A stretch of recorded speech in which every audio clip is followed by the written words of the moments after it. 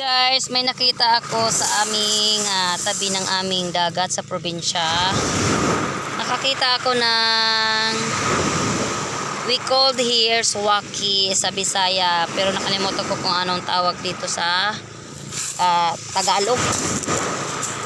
So ayan, nakita ko lang sa ito sa tabi ng baybay sa dagat. So ayan guys, nakikita nyo may babae na nakatayo dyan, nag-feeling model yan siya guys. Tapos yung pamangking ko dyan yan, bumalentong balentong besa sa dagat guys. So nag-walk dyan si madam nyo, charot. Nag-iimo siya kunwari. After ko pumunta sa aming probinsya guys, sa Tinigbasan Island. So bigla kami nagkaya na pumunta sa may Amuntay Beach. So, ayan guys, dito pala ako sa may, ano bang pangalan nitong beach na to. So, ayan guys, kung gusto nyo mag-check-in, may mga ganyan silang room. Ayan, nakikita nyo na merong pair number po yan. So, ayan kanilang beach dito. Ang ganda ang kanilang beach dito. Pero yung tubig, mga lalabs ay hindi siya ganun ka linis. Yung sa lang naman, sa tabi ng dagat kasi ang dami mga dahon-dahon. So ayan yung makikita nyo dito sa tabi ng dagat. So ayan, kung gusto nyo mag-check-in, ayan. Ayan guys, yung gusto nyo ng yung family room, ayan yung mga malalaki nilang room. Yung kanina guys, yun yung mga couple room lang. So napakalawak yung kanilang dito beach or resort. Ayan yung loob nila dito sa may Amuntay Beach Resort. So kung ayun yung doon sa dagat, meron din po silang swimming pool. So ayan, meron silang kiddie pool, meron din silang adult pool. So mamili lang kayo guys if you want to go there.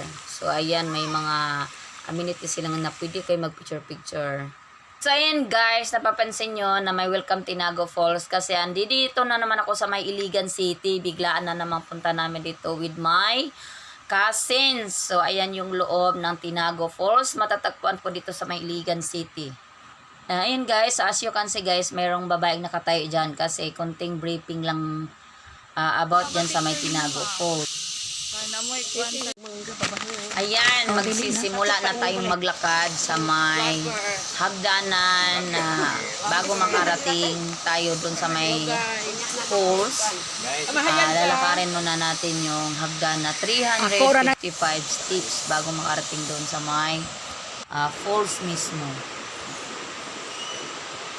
Guys, ayun, nandito na kami sa loob ng Tinago Falls. So ang ganda ng falls niya dito guys dahil kuan ka ng, di ba? Nakita nyo naman na may mga hagdanan. Pagdating dito guys, ayan meron silang upuan na pwede kang magpahinga. So ayan, ganyan no. So hindi pa tayo tapos. Siyempre hindi natin na-reach pa yung ating falls. So nakikita nyo ba yan? So ayan yung falls, nakikita nyo yung maliit na yan. So dyan tayo pupunta. 350 step pala to mga lalabs, you know. So hindi pa rin natin na-reach yung falls. So malapit na siya, ayan. Guys, natanaw nyo na yan guys. Ayan na yung falls. So lalapit pa tayo maya-maya. Malapit na talaga tayo maka-touch water ng falls. Tinago Falls.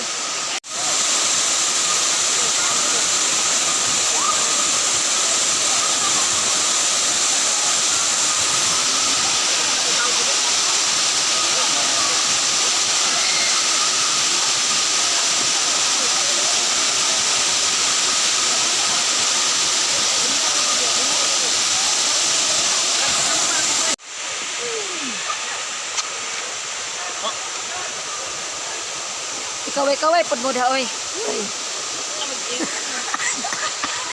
Kung manotice nyo guys, merong naglalakad na naka-short. Yun yung aking anak ng aking pinsan na buntis. So ayan, may nakita akong mushroom.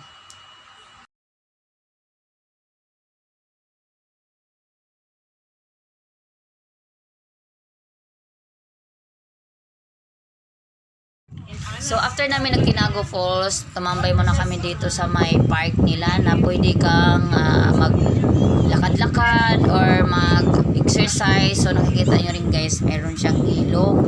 So actually dyan sa gilid na guys, marami dang bahay dati yan. Pero mayroong ang nangyari na hindi maganda kaya na-wash out sila lahat. So nakikita nyo na may nagmatakbo.